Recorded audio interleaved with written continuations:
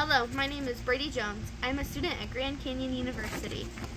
I am currently enrolled in SPD 501, taught by Professor Kimber Underdown. In this video, I'm going to talk about dispositions.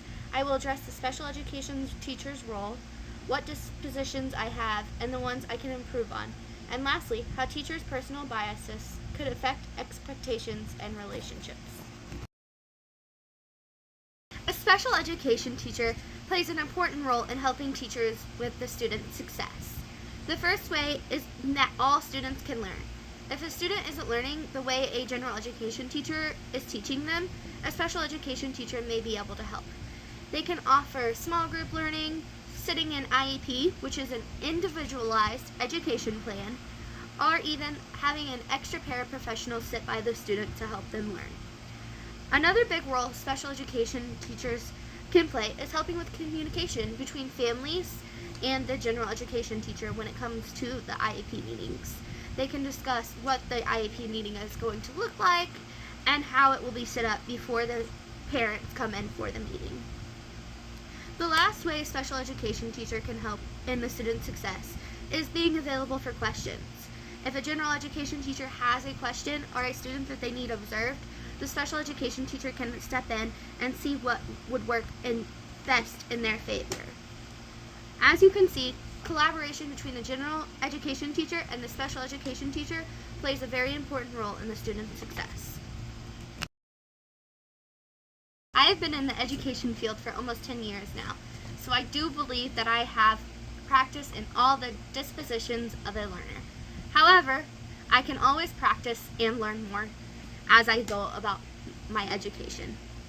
One of the dispositions that I do feel I have the most is compassion. I believe that it is important to a student's success to be compassionate each and every day. Starting them off with a smile and a good morning is a simple way to do this. I have morning cafeteria duty at my current job, and I am finding myself greeting each student, asking them their name if I don't know their name already, and making sure that they're having a good morning. And some ways I do this is just simply smiling, or I ask them how their night was, or I give them an opportunity to share about really anything they want to, because sometimes during the day they just don't get to do that. So giving them that opportunity makes their day go by a lot better. One thing I can practice is my time management skills and my organization skills. I lack time management, and I know it.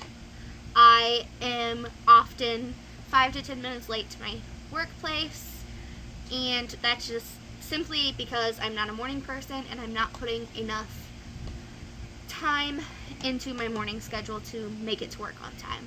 So I can do better by waking up earlier, finding something that wakes me up and gets me out of bed in the mornings, or just simply being to work on time.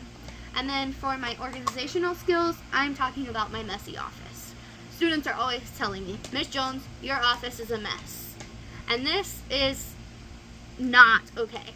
I think that it is just because when my scheduled contract time ends, I'm out of the building. I don't take the time to reorganize my office and put things back as I go from group to group, because I have groups from 7 to 2 and I'm always working with each group. I don't have time to do that, but I could add time at the end of my day before I go home. It only takes 5 minutes to reorganize my desk. So that is something that I would like to practice. So for teacher biases, I'm going to talk about biases in general. So I'm talking about age, gender, race, and ethnic backgrounds. These biases can cause students to feel disrespected and could set the students up for failure. They may stop trying because they know how the teacher feels about them, and may even cause students to become depressed about going to school. As far as a relationship with the parents goes, it isn't great. Parents will become super defensive for their child, and they won't be willing to work with the teacher. This will cause a communication issue, as both the parent and teacher will feel disrespected and not be able to talk with one another. Communication between parents and teachers is essential in helping a child grow in their learning. So when these two can't communicate, it causes a problem for the child's learning as well. Simply put, teachers need to get rid of their biases. They can have them in the back of their heads, but they cannot have them towards the students at work. I know it may be hard, but we need to make sure we aren't bringing our biases to our workplace. Dispositions play a huge role in all educators' lives. I know for me, I'm not perfect, but I can always learn and try new things and change. I hope so can you. Thanks for watching.